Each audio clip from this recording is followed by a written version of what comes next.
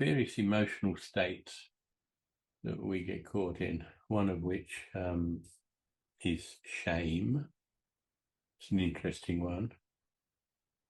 But I suppose they're all interesting because they all come down to much the same thing, a strong association or identification with this personality, with who we think we are. Very often it's a result, or any of these patterns that we get stuck into are a result of some conditioning from a very early age that we may or may not be conscious of. We'll try and sort of explore a bit of that in the meditation later on to see if we can't find out what it is, move through it.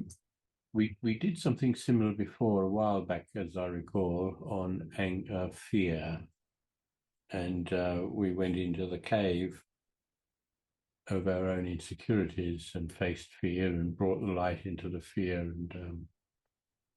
and it basically made friends with it, and it collapsed. It just was, there was nothing there.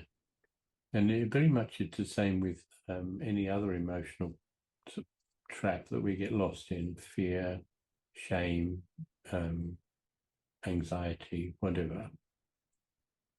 There's nothing real about these things other than the energy that we give it. We're probably not consciously giving it, that would be a bit silly, but we're still giving energy to a range of emotions that really have got nothing to do with us. In fact, ultimately, of course, none of the feelings that we give energy to have got anything to do with us. We've just been so conditioned by our environment, by our social conditioning, to believe that it is ours. We are this, we are that. And of course, as we've spoken about often, the early childhood years, there's some serious programming going on.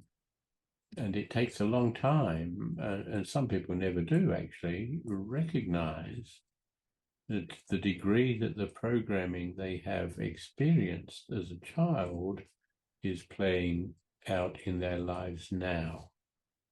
It's very difficult to realize that, because the program is so deeply embedded, so well hidden, that we just accept this is who we are and we don't sort of question it. We don't do anything about it. Although if we do start to feel uncomfortable with it, of course, then we'll be looking at ways to try to make it a little bit more comfortable. For me, for a lot of my earlier journey into discovering just who the hell I was, it was very much about looking outside for answers. And so there's a lot of blame going on, blaming the other. When you begin to recognize that you are a product of past conditioning, programming, most of which you were not aware of, not being aware of it, you weren't able to do anything about it. And certainly when you were very young, you didn't have the emotional maturity to do anything about it. But you kept feeding this negative aspect of the self. There was nothing real about it then, and there's nothing real about it now. But when you recognize, or at least you begin to recognize, that you are very much a product of your past,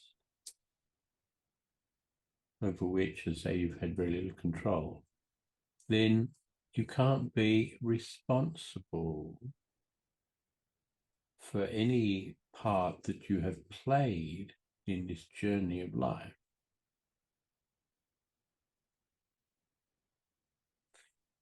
You did the best you could given who you were at the time, or who you believed yourself to be at the time. You were not capable of doing anything more or less. Nor is the worst offender, the social offender,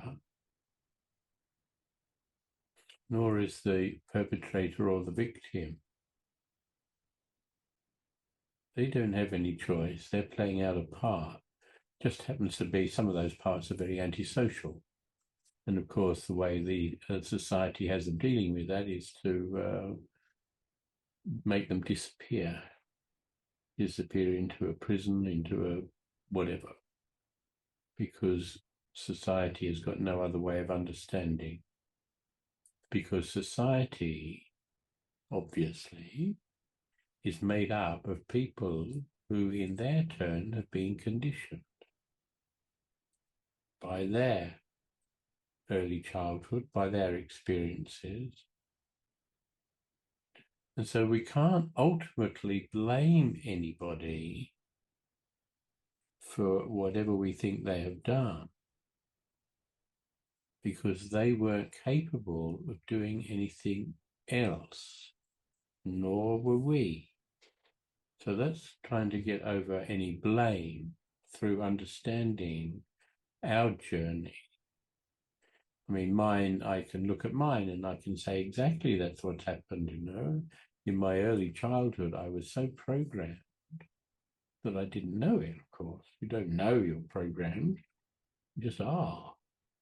And that affected my life for many, many years and possibly still does. Although there's much less control over me now, this shadow, this challenging conditioning that I experienced. Because through clearing, I've come to recognize, of course, that it's just not mine. It's not who I am. It's just who I thought I was, or who I was conditioned to be. And it would be the same with shame. I mean, think about it for a moment. I used to, and possibly now and again, very rarely would I get embarrassed. I used to quite a lot when I was uncomfortable. But I didn't have any choice. Obviously, if I had a choice, I wouldn't have done it. And so it would be the same for shame. Who is feeling ashamed? It's a question for you. I mean, I'm seriously asking that. Who is it that's a part of you that feels shame?